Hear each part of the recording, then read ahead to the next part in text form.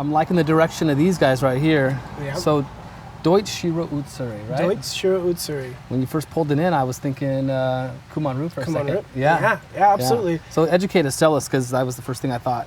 Sure. So yeah, Kumonru is a scaleless fish. Doitsu Shiro Utsuri is a scaleless fish. They're both black and white. But the big difference here is the Shiro Utsuri has like a tiger stripe pattern. Like banding? Yeah, exactly. Yeah. And so we can see that sort of banding showing up on here. Okay. Kumonru, the sumi or black that's underneath there, it's more like a racing stripe generally, right? Right. So these I also know are Doitsu Shiro Utsuri because I know the breeder and I know that's what he does. Omosako, right? No, Koda as well. Oh, Koda, right. Yeah. Omosako does a regular scaled Shiro Utsuri. He's doing some Ginrin Shiro Utsuri that are really cool too. Oh, cool. But yep. Well, let's dive into these guys. I don't see Doitsu Shiro's, Shiro Utsuri very often. So really cool. Great great topic today. Absolutely. So help us determine the best of three here. Sure. Okay. So we have 3 2-year-old Shiro Utsuris bred by Koda. I picked these 3 because they're all kind of very different from each other. And well, actually, part of enjoying a Shiro Utsuri for me is about watching the transformation of them. So when we talk about sumi or black development, I want to compare. That's where I want to start us off. So we'll start with this one right here. Now, this one has the most sort of gray color. If you compare the other ones, it has a real deep, sharp black.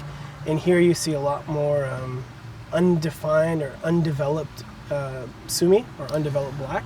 Well, it's because we do have some scales on there. I mean, a scaleless fish doesn't mean it doesn't have any scales. It does have some scales, and so that's what making that one interesting, right? That's exactly right. Yeah, so which is funny because it's sort of a catch-22. Me personally, when I pick out Doitsu koi, I really like to have a completely scaleless fish. So for example, this koi right here has no scales, and in fact, even its top fin line has almost no scales, actually 0 scales on it. If we look at this guy, he has almost no scales, but he does have some scales on that top area here. This guy has lots of scales, and so that lots of scales makes the black or sumi dynamic in a way. But I get a little nervous about it as this fish gets bigger, and you have that big scale, and he, bangs himself on a rock or something like that. You have this big scale that gets ripped off, and now you have an actual wound you have to heal. Right. So me personally, I try to stick with completely scaleless fish, but the negative side to that is you don't get to experience a sort of dynamic range of sumi that we have on this one here. And once again, when we're talking about Doitsu, we're saying things like that are forgivable, right? Oh yeah, of course. So that dynamic feature is kind of interesting. Exactly. If we look at the body shapes on these 3, I think this girl suffers from sort of the big belly syndrome, and we see that a lot in Shiro Utsuri. I suffer from that sometimes. I suffer from that every day. If you notice, it's got a great big head, a nice body, and then if you look at it, the tail sort of trickles down. I'll try to pull it up here so you guys can maybe see a better example of sort of that belly there. Right here, right? Yeah. Which, again, if you have a small pond, a couple 1,000 gallons, 3,000 gallons, not a big deal, because what that big belly means is it's not going to grow to that 30 inches. But if you have a 3,000 gallon pond, it's not happening anyways, right? And for the most part, Doitsu in general aren't going to get that big, right? Correct. For the most part. Correct. Okay. Yeah. So next we have these 2 bodies, and I think they're both pretty solid. Again, we can sort of see a little belly development here, and a little bit here. This is probably the most streamlined. Also, though, this fish has probably the most triangular shaped head. And again, for a Showa, Shiro Utsuri, Doitsu, we see a lot of triangle shapes as opposed to a nice round. Oh, you do? Yeah. Okay. And I like this rounded head shape the most, to be honest with you. If we look at the base color of the white, I think all the white on the bodies are all pretty equal. Really nice. This one is the brightest white of the group. This one, not so bright, but that's because there's a lot of blue underneath or a lot of black that we don't see yet. Here, we have kind of a yellow head. Now, that would bother me a little bit, but because I know this koi is only 2 years old, there's definitely an opportunity for that to continue to like brighten up and be more white. But if I had the opportunity to pick 3 fish today, I'm probably going to pick one that has a little bit brighter white on it. But at a 2-year-old, we have to think about the future. Right? Absolutely, yeah. We're still like, although these are bigger fish than what most people have access to, they're still very young fish, right? And still a lot of development still happening. Pattern-wise, this is the most, has like the least amount of sumi, so the most amount of white. When I say sumi, again, I'm talking about like the black color, which makes it a very, very, like a gentle or very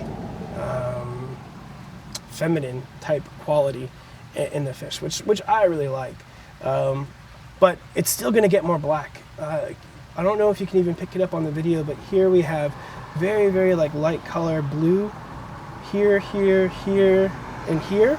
And then we still have some sumi developing right here. So it has more black to come.